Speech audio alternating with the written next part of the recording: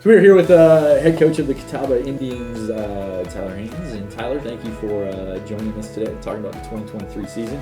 Obviously, you are a new guy on the block as you just took over this past January with the team. So rather than looking back at 2022, let's look ahead at 2023 and just in your short time so far, spring ball, things like that. How's the offense looking? Yeah. Well, thanks for having me. Absolutely. And it's been, since January 2nd, it's been fun, exciting times at Catawba. Things are going well. We hit the ground running with staff and recruiting, but everything's going well. And getting right to your question with the offense, one of the biggest things I learned at my previous school at Shepherd University was, you got to find a quarterback. Who is the quarterback of this team? Do we need to go find him? Is he on the current roster? And I think we have some answers through spring ball. So we're starting to develop, who's who and where guys fit in, and just guys earning their roles on the team. So offensively, some guys stood out. Everybody knows about Kawan, Bo Pryor, slot receiver returner, and he's electric. He's a leader of our team. We got to make sure we find somebody getting him the ball. We had 3 guys getting a majority of the reps in spring. Quarterbacks did well, and actively recruiting quarterbacks as well, obviously. So finding that trigger man is going to be important for us getting into the fall and getting the ball to Bo Pryor. We have a deep group of running backs, and I don't know that any one of those guys stood out among the others, but we have enough talent in that room to be successful. And then continuing to develop toughness in the and depth in the offensive line. But what we inherited, there are some players on this team, and on the offensive side of the ball, it's all around Bo Pryor, and we need to find a guy to get him the ball. Let's flip to the other side of the ball. I know you guys brought in a defensive coordinator who is familiar with our league in more ways than one, as a former player at Wingate and coach over there as well. But how's the defense look? Yeah, defense is good, is solid. Again, where we're at as a program and just taking this thing over is every day is a new day. And not to coach talk too much, but nobody's set in stone on either side of the ball, minus maybe Bo Pryor. So the defense had its up days, and the fun thing about spring and being the head coach is one day the offense wins, one day the defense wins, and throughout the spring, the defense won more often than not, and that's always a good thing. To stop people from scoring. We have some guys that have some experience. We have some new guys. We have got some transfers, good freshman class. So there's going to be a lot of new names out there on that side of the ball, but we're just going to ask them to fly around, be physical, play Catawba defense, and that's what we're going to do.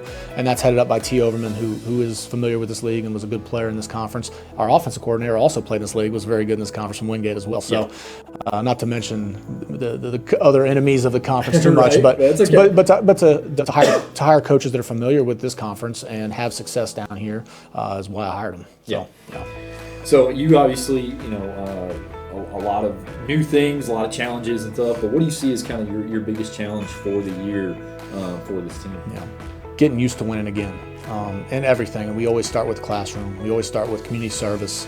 We always start with the weight room, with being a good person, with just doing things the right way, consistently in everything you do with life. Mm-hmm. And I think sometimes young men get led astray, not led astray is the right term, but just lose focus about what is important. And it's not the play call that's going to make you successful. It's everything leading up to that. So again, that's not cliche, but that's where we're at. We're at the point where, did we do enough today to beat the teams in this conference? And if we didn't, we better figure it out. And if we did, let's do it again and again and again. So for us to be successful, we have got to improve dramatically from this day moving forward. But into camp and our first incoming freshman class, to put a ton of pressure on these upperclassmen and see how these upperclassmen react, because 1 in 10 isn't going to get it done.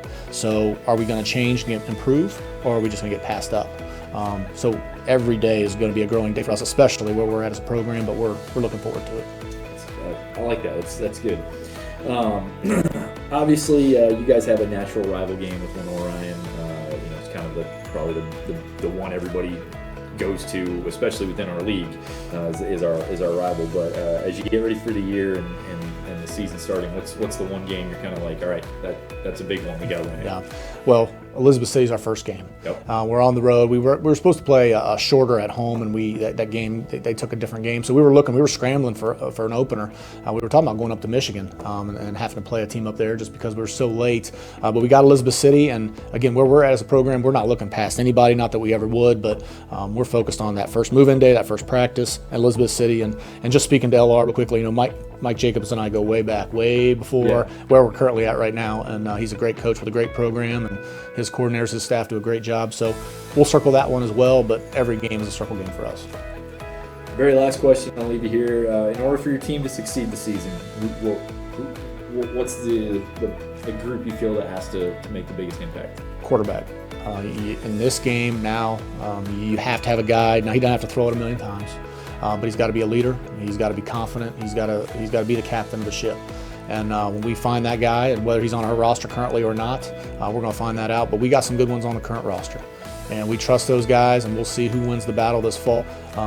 But that guy is going to take us to where we're heading, and we got to trust him to do it, give him the ball, and run this thing. So every position's important, and we could go down the list, but I will start with quarterback. Very good. Yep. Well, Coach, we're looking forward to a great 2023 year, and welcome to the SAC again. Awesome. Thank you so much.